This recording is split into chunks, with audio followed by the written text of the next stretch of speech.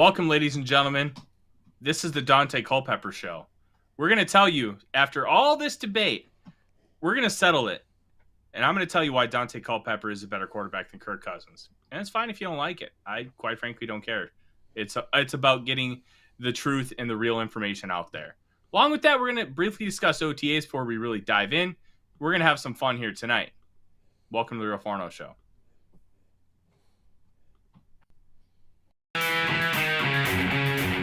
Welcome to the Real Forno Show.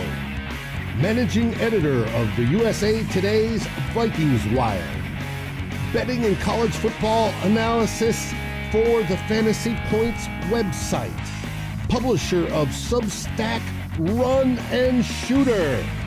Host of The Good, The Bad, and The Hungry on the Voices of Wrestling Podcast Network, as well as a founding member of Vikings First and SKOL. Welcome, ladies and gentlemen, as I have to burp as I go talking. Welcome to the Real Forno Show. I'm your host, Tyler Fornes. With me, as always, is producer Dave in the top right corner. Dave, how are you, sir? I'm doing good for this Monday. Been busy. I do want to thank Justin for being able to hop on yesterday at the last minute and join me. We converted two old bloggers to a Skolling with Friends episode, and it was outstanding. That's awesome. That is awesome. I see Justin in the chat here today, along with some of our other every weekers, and I want to thank you guys all for joining us here tonight. We're gonna have some fun. We're gonna briefly talk OTAs quick because today started phase 3. And why is phase 3 important? It's the first time you actually get to see full live team drills, 7-on-7, 9-on-9, 11-on-11, and that's important because it's going to help continue to install this offense. The nice part about this year compared to last year was more about a full install. This year, they're going to be able to kind of work on what they already have, change some things up, tweak some things, but the verbiage is going to be consistent. It's going to be the same from last year, so they don't have to relearn stuff. And I think that's really important here, Dave. It's about continuity and continuing to do the right things and continuing to help grow and develop this team. And I'm really excited about it. This is a unit that is very, very good. And they got better in theory with the addition of Jordan Addison this offseason.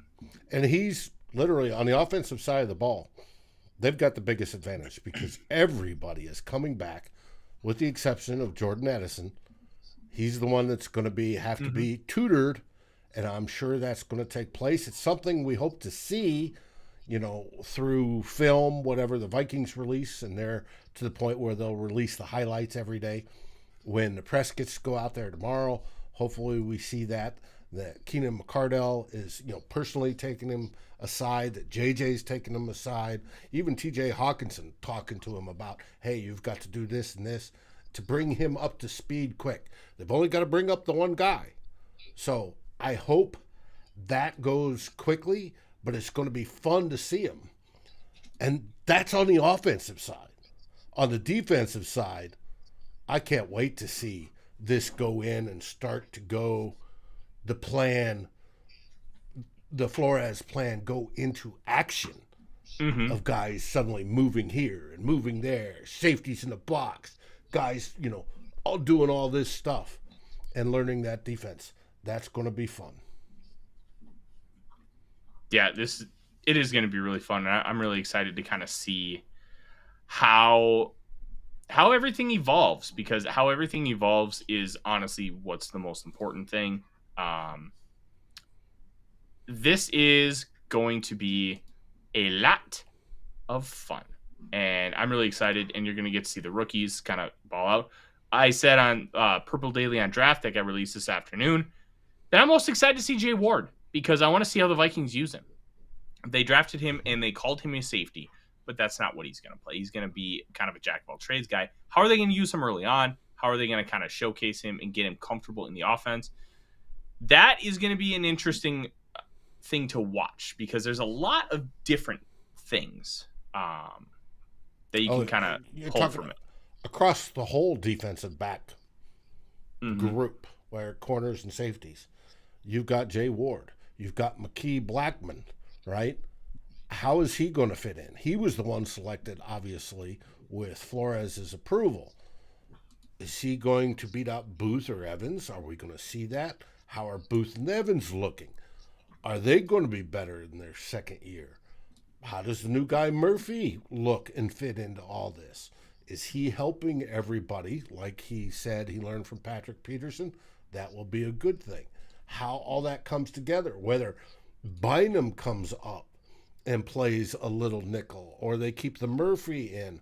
How are they they're going to mix it up. I heard a stat today, and I think it was from our buddy Phil Mack, that when Flores was coaching Miami, one of the years they had the second most defensive coverage variations in the entire league. It was hard to figure out what sort of coverage they were in because they were changing it all the time. How they'd set it up, it was a chess piece. And we all know Flores loves to match up some guy's strength against the opposing offensive guy's weakness or strength to try to build, to get the most out of it. So it's going to be fun. Fun. Big time fun, Dave. That's really the only way you can put it. But it's the off season. There's not a lot to talk about. I will say this. The NFL did pass 2 bylaws today. Or say passed one, and they're going to talk about another. As you can hear Odie in the background chewing on a bottle. One I like. The other one I do not like and hopes gets shit canned. Brian Porch is calling for 13 wins this year due to that offense. I agree with you, Brian. Yeah. Let's do it. That's a little ambitious considering the schedule, but it's the NFL. They got to play the games. You never know. The NFL is talking about instituting the college football rule for kickoffs, Dave. And what that is if the ball clears the 25-yard line and you flash a fair catch, it counts as a touchback and it shoots at the 25. Reason being, they want to cut down on concussions. Concussions are still high in terms of kickoff returns, and they want to utilize that. If that passes, Kene Nwangwu's value goes significantly down because there's just going to be a lot less kickoffs. People are just going to be like, we'll just take the touchback. It's fine. And it's the same as the touchback, right? If a kicker kicks it through the end zone and versus somebody kicking it short and going, you're getting at the same spot. Yeah, and I'll be honest, his lack of value on offense as of right now is deeply concerning. And when you kind of piece all those things together, it could spell the end of his tenure in Minnesota if that ends up passing. It also could mean nothing. We really don't know, but it's something that you are going to want to keep an eye on because he is not exactly what you would call a dynamite player outside of, hey, I'm a great returner. He's not shown any aptitude to play offense. That's a big deal, especially with this team is consistently preaching versatility. Odie. Yeah, Odie's being loud. That's okay. He's a good boy, but he's, the wife was supposed to get home right about now, but she is off looking at flowers instead. I don't know why we need flowers, but happy life. Whatever. Trust me, that works. Anyways, the second one, you'll probably remember hearing it known as the emergency QB rule. It was implemented until 2011. 2011, when they ratified the new CBA, they got rid of it. Emergency QB rule. You get to dress a third quarterback, and they can really only play if the first 2 guys get hurt. If they play before the fourth quarter, the other 2 quarterbacks do not get to come back into the game. That's back, but it's not going to take up one of the 46 active roster spots. That's huge. It brings more value for you to have a third quarterback on your normal 53, and you don't lose a game day roster spot to have him dressed. It's kind of like the emergency goalie situation in the NHL. If you don't know that, they actually have a guy with the team that's played goalie in his past, like at a high school or college level. And he's just kind of like a member of the front office, and he'll end up playing on an emergency situation. And sometimes those guys end up playing pretty well, and it's a really cool story. But goalie is just such a weird position that they actually are allowed to have an emergency. And after the disaster with San Francisco in the NFC Championship game, nobody wants that to be them. So it's back. And this is good for the Vikings because if that happens to them, God forbid, they've been really lucky with quarterback injuries, but luck always runs out. It's going to run out eventually.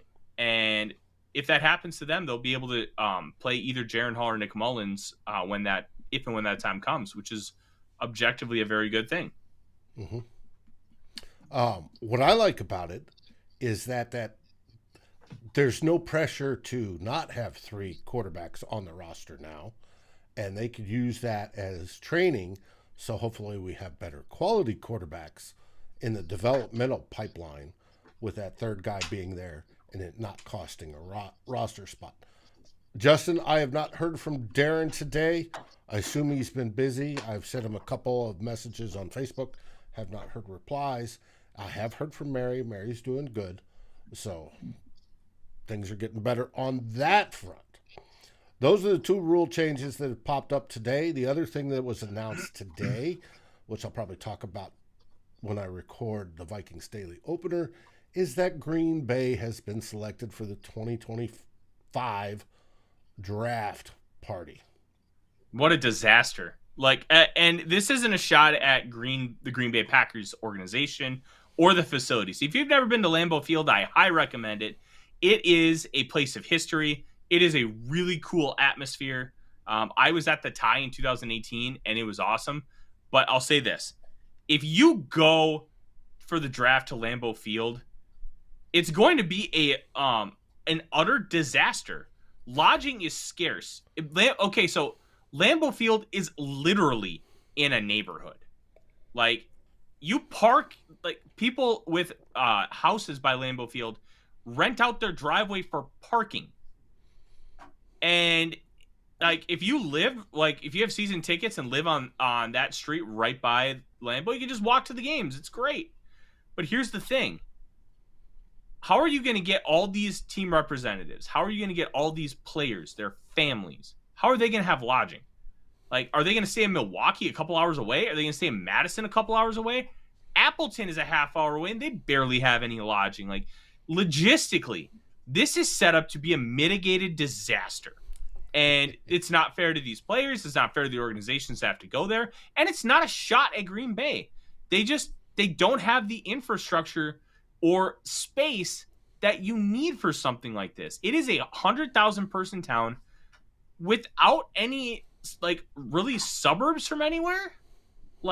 It's just a weird idea. Now, I will say, being drafted in one of the birthplaces of the NFL, Green Bay, Wisconsin, that's kind of got a cool cachet to it. I get that. Logistically, it's looking like it's going to be a nightmare, and I don't understand why they're going to do that. It's going to be interesting. I'll give it that. And the beer sponsor could have been better. There are some good beers actually brewed in Wisconsin. Unfortunately, they did not choose one. So you can look up who their beer sponsor is. Yeah. Beer sponsor, bad beer. Okay. Just give me a Busch Light and I'm happy. And that's just domestic beer. I've been on a Corona cake lately though. There's something about just putting a lime in the long neck and then sipping it outside. I just dig it. Let's get to the topic at hand, Dave. The topic, the one that we hyped, the one that's blowing up Twitter, the one that has split fans left to right, top to bottom. It is the blockbuster of all blockbusters. We all know the greatest quarterback that ever played on Minnesota is Fran Tarkenton. Well, what happened this weekend? PFF includes another quarterback, and it started the debate. They included Daunte Culpepper. Well, let's contextualize this a little bit. So what the PFF NFL Podcast is doing is they're taking a player from the team's past in their prime and putting it on the current roster to make the team better. They picked Culpepper. Now, is he going to be that much bigger of an impact as like a Kevin Williams or John Randall would be, considering what the defensive line situation is? You can have that argument, absolutely. But make no mistake about it, Daunte Culpepper in this era, in this offense, you'd have a bigger, faster, more accurate Josh Allen on your hands. Well, like Daunte Culpepper was on his wood. Daunte Culpepper was Josh Allen before Josh Allen was Josh Allen.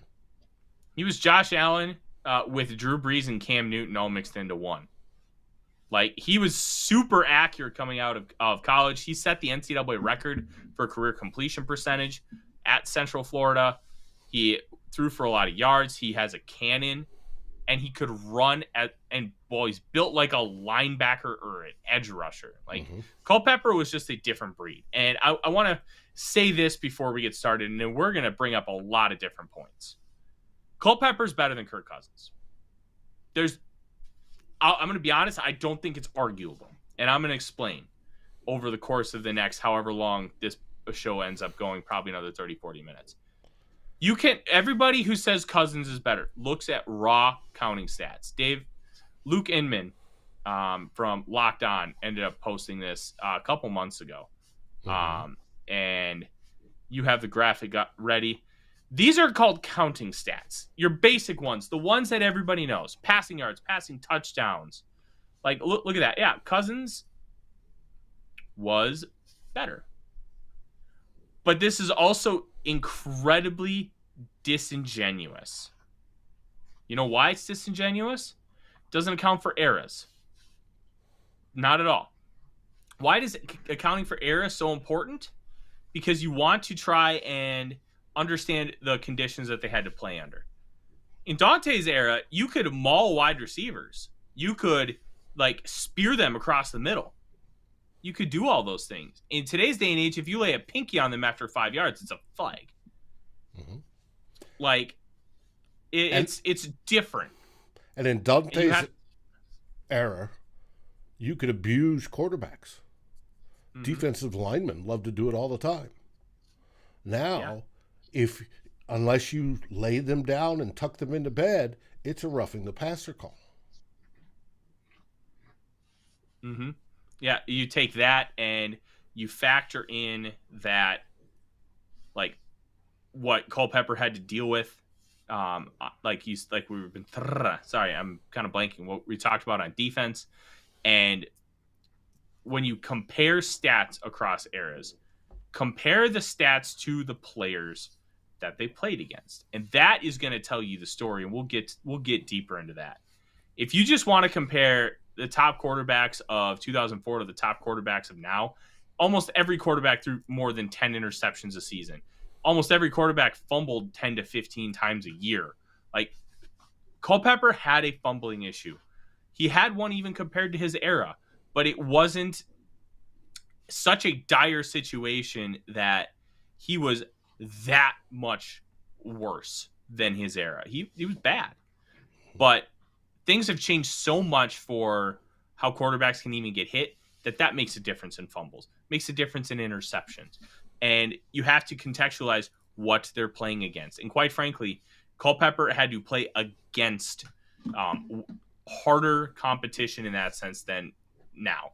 So let's talk about some stuff about that. Talked about Daunte had small hands.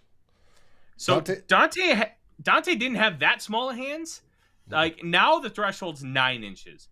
Back then it was 10. Daunte's were 9.5. And they're bigger than the first round.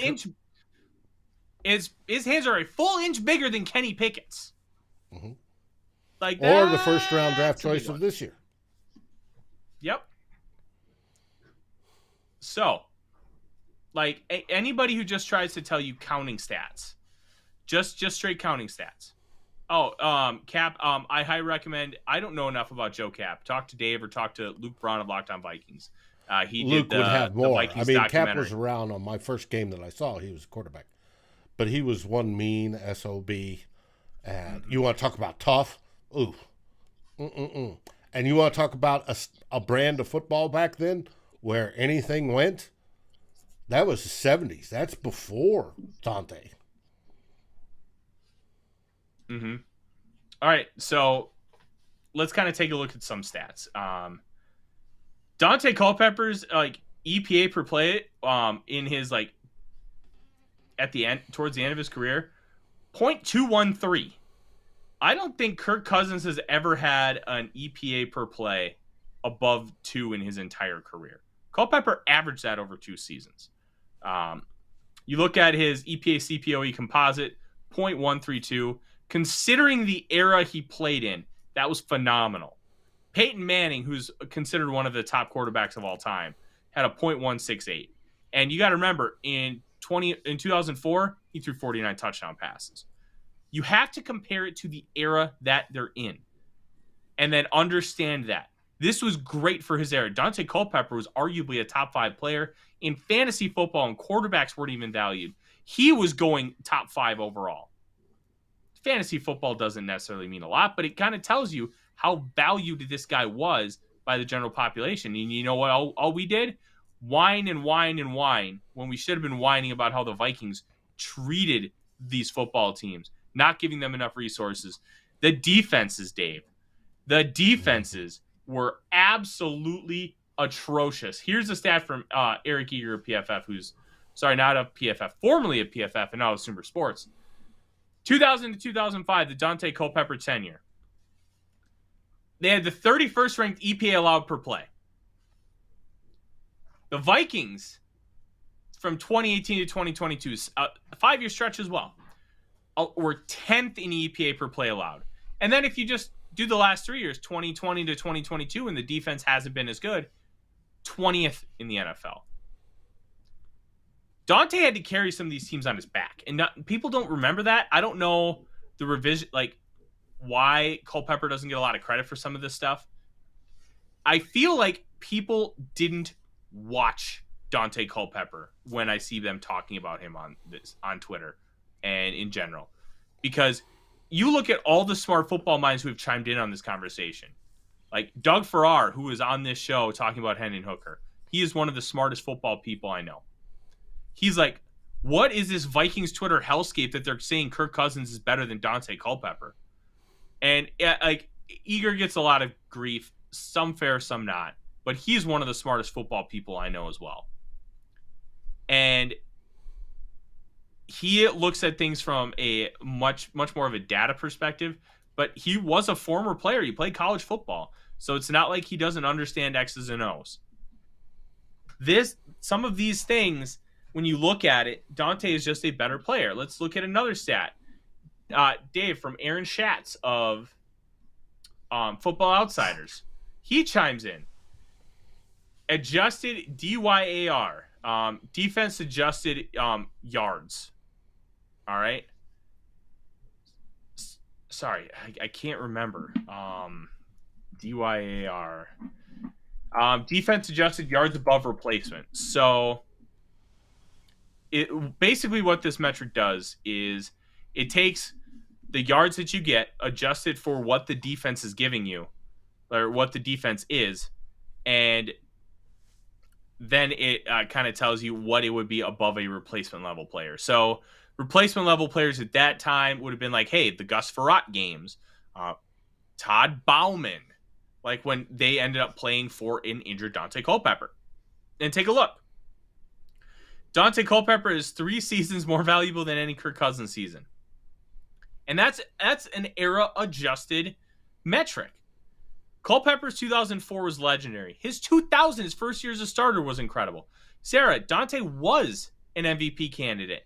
If Peyton Manning doesn't throw 49 touchdowns in 2004, he wins the MVP award running away. Like, some of the things that he was able to do without Randy Moss was beyond incredible. Like, Randy Moss partially tore his hamstring. He was officially out for 3 games, missed more of multiple others. He only had like 49 catches for 700 some yards. Nate Burleson and Jermaine Wiggins were the main pass catcher. Burleson had his only 1,000-yard season in the NFL. When you look at everything encompassing, the answer is simple. It's Daunte Culpepper. And people are like, oh, he had Randy Moss. His best season came without Randy Moss for most of the year. And I've seen this all over. But he didn't have Randy Moss or Robert Smith or Chris Carter. Yeah, well, and Culpepper didn't. What about Diggsy and JJ and Prime Thielen and, of course, Dalvin Cook? Culpepper didn't have a top defense. His best defense was like something like 22nd overall. Like, his defenses were awful. The situations he was put in were terrible. Like, Red McCombs was cheap. You had coordinators who were also full-blown position coaches. Sometimes you have that with the quarterback's coach and the offensive coordinator, but then you get an assistant. Vikings didn't. They didn't get upgrades to Winter Park. It was cheap. And Culpepper had to really carry some of those teams. His starting tackle, Corey Stringer, died during training camp. He had a poor offensive line, especially towards the end. He had like okayish receivers outside of Randy Moss once Chris Carter left. Like, you're talking about a guy who never had a great running back. Yeah. He had Robert Smith for one season. So anybody who's like, oh, Culpepper had this, that, and the other thing, they don't know what they're talking about. Because they're not going to say that Kirk Cousins had arguably better cast of characters as a whole than Daunte Culpepper did. Because you had the 1 year in 2000, Chris Carter was tailing off. Moss was at his peak. Robert Smith was playing well, but he retired right after that year. Cousins is at it better when it comes to surroundings than Daunte ever did. And Daunte is still viewed as a better quarterback by those who know the game and who do this for a living. And to me, that says something. And that's before I even form my own opinion. It's like, okay, when you look at it, Culpepper is a better football player. And that's not even including with that Luke Inman tweet that we showed earlier. In the replies, somebody mentioned the running.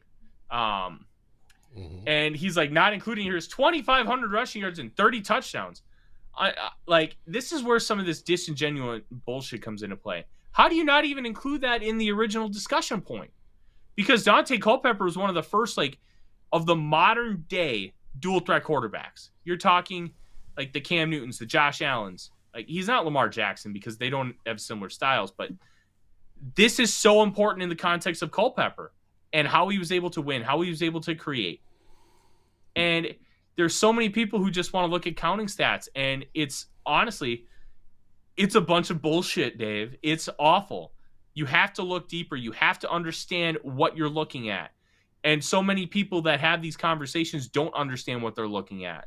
And is it blissful ignorance, or is it just not knowing? I'm not going to be able to speak for everybody and pinpoint. But some people are just intentionally ignorant because ignorance is bliss. Some people just don't understand. And then when you have conversations with them to teach them, you know, it opens their eyes. And I'm not a king. I'm not a god at this. But I try to get as much information as I can before I make an informed opinion. And this is the only informed opinion. Like, Daunte Culpepper is unquestionably a better quarterback when you look at raw tools, when you look at performance adjusted across eras, when you look at how they dealt with talent, how they dealt with adverse conditions. We talk about all the time, Kirk Cousins needs to have perfect conditions. Guess what? Daunte Culpepper took a team with like the 30th ranked defense into Lambeau Field, where the Packers had never lost a playoff game.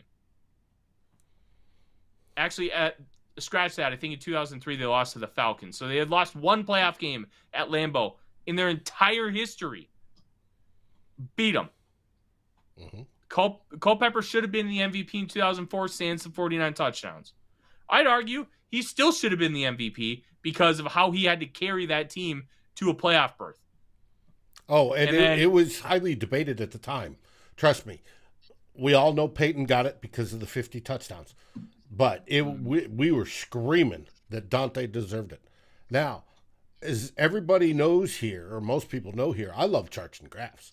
So we get this graph from Arjun Menon, I think I posted it up earlier, it shows how adjusted for career, you can see how Daunte is so much higher up on that point when he talked to game numbers, right? And then you could see exactly about where his knee went. And if it wasn't for knees and quarterbacks in the Minnesota Vikings, there's always the what if. He was on a trajectory to be probably the greatest quarterback the Vikings ever had before he blew up the knee, and then things got stupid with the organization. Red McCombs and the whole works, and then Brad Childress, and it just went to crap. But until then, he was performing a lot higher than Kirk Cousins. Now, has Kirk Cousins passed him, there at the end? Yeah, he's getting up there, but that's an accumulative thing. And it's no knock on Kirk Cousins. Kirk Cousins has steadily improved. Kirk Cousins is a good quarterback. But Daunte was on his way to being an elite quarterback across the board. And it was just nothing but growing and growing and growing, all until his knee blew up. So when you compare the two, you can say it's apples and oranges, different time periods, different surroundings. Culpepper played on painted concrete, on AstroTurf. It's a much safer game now than it was then. Culpepper, the rules, are safer now for the quarterback and for the wide receivers than they are then. The game is a little bit different in the fact that now it's more of a passing game because partially of the rules. It's not as much as a running game. But that man produced, and he produced some fantastic seasons. Yeah, and you also have to take into consideration some of his high turnovers. Was him having to carry the football team because the football team around him wasn't great. And when you combine all of these elements, Dave, it blows my mind that people are just, whether willfully or not, overlook the fact that outside of just standard counting stats, there is really nothing that you could point to that says Kirk Cousins is better than Daunte. He doesn't have a better arm. He's not more accurate. He's not a better runner. He's not better in the pocket. Like, what is he better at? And the fact is, he's not. And look, I don't dislike Kirk Cousins. I dislike Kirk Cousins as being the future of this team, considering what all you kind of have to factor in. Kirk Cousins is not good enough when it comes to building a team and paying him a lot of money. He's not elite. He's very good. And that's always been the thing. You don't want to pay a very good quarterback big boy money. And we know what the Vikings did when they signed him? They paid him elite money. Then the extension paid him elite money. And then the 1-year extension paid him borderline elite money. And now it's not elite money anymore, but it's still a lot. And you look at these teams that are having mid-range QBs. Now there's a mid-range QB market. Jimmy Garoppolo got like $24 million a year. Like that's your mid-range market. Like it's about building a team considering what he gives you, how he elevates, which he really doesn't elevate the team around you very much. Honestly, you could argue he was propped up a lot by Kevin O'Connell, and Kirk still had to make the plays, but Kevin O'Connell was the antithesis of a lot of that success last year. And I've given Kirk a lot of credit, and he deserves it. But when you're talking about an elite player, he's not an elite player. And that's the difference. Daunte Culpepper, if he was in this past draft, goes first overall, and there's not a question. Because with Richardson, you had some questions. Okay, he's a little bit inaccurate. He's a little wild with the football. He's not super consistent. He hasn't played well against some really good competition. And he had 1 year of being a starter. Culpepper set NCAA passing records at Central Florida. Passing records. And he ran the football well. This is an all-time modern-day style quarterback that came around 15, 20 years too early. And Sarah, MWO is correct. It was 2005 when the Wilfs took over. Yep, and they were greeted with the Love Boat and Daunte Culpepper shredding his knee beyond belief. In that, I'll never forget that game because I was in my parents' basement because I was 15 at the time, and my dad had found mold in the downstairs bathroom, and I helped him take it out with a sledgehammer right after Daunte. That was a frustrating day, but sledgehammers are always good to get that tension out. Let me tell you. But I don't see that unless you're looking at those counting stats. There's not a comparison. No. People said, "Well, let's talk about playoff wins." Let's talk about playoff wins. Culpepper was 2-2 in the playoffs. He went to an NFC Championship game. He beat Brett Favre and the Packers on the road in Lambeau Field. Not just beat them. They got up to a 14-0 lead within 5 minutes and didn't relinquish it. They didn't even get a tie game in that one. Like, you look at some of this stuff, and considering the situation he had to deal with, if he had the Wilf stable organizational structure and willingness to spend money and put a good team and product on the field, we're having a completely different conversation. The medical staff, the training staff, the coaches. Yeah, I think Daunte would have been on his way to being possibly the greatest quarterback the Vikings ever had. But like I said, he destroyed his knee in a time before the orthopedics was so good that they could repair stuff like that. Even it wasn't just an ACL; it was the whole.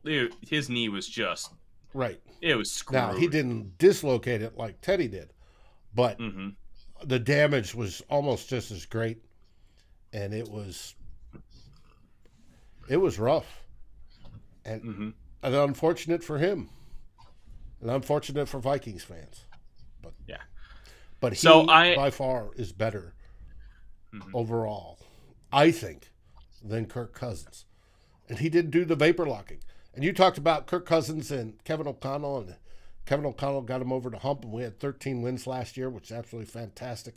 And we saw advancements in Kirk Cousins' thinking process and how he handles the football, and he made big strides last year.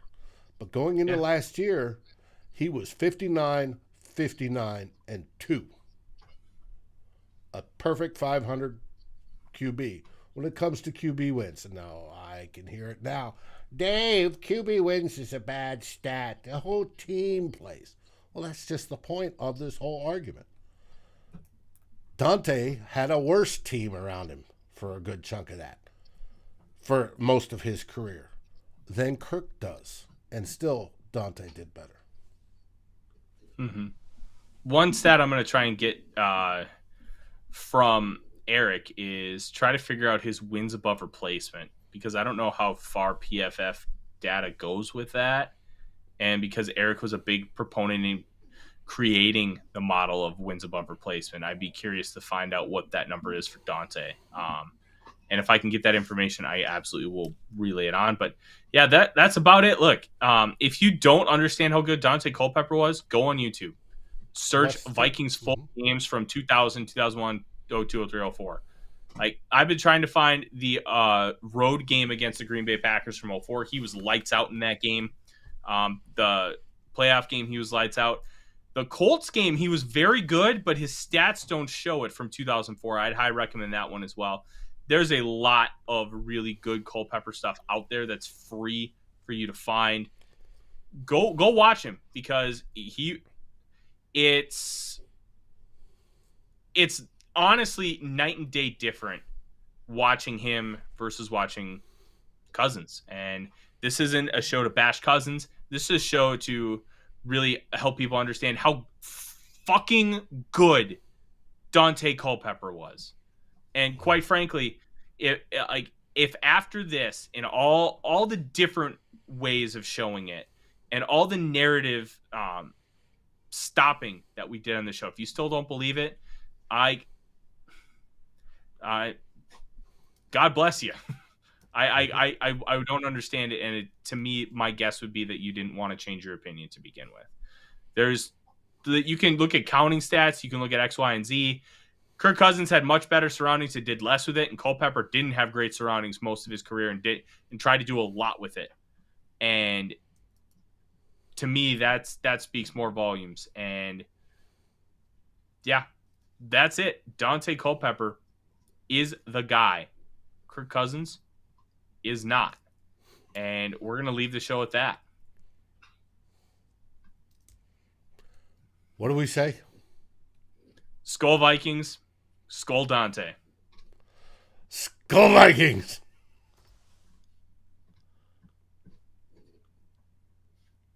And wrong screen. Hey, David. Almost, Dave. Almost. Yeah. Find the rollout. Well, what's happening, folks, is that my Stream Deck decided to take a dump today, so I'm looking for the rollout screen. Here we go. Like, subscribe, and ring the bell to get notifications. It helps us grow this community that we all love, our Minnesota Vikings. And on behalf of Tyler Fornes and myself, Dave Stefano, thank you so dearly for watching the Real Forno Show. SKOL, everyone!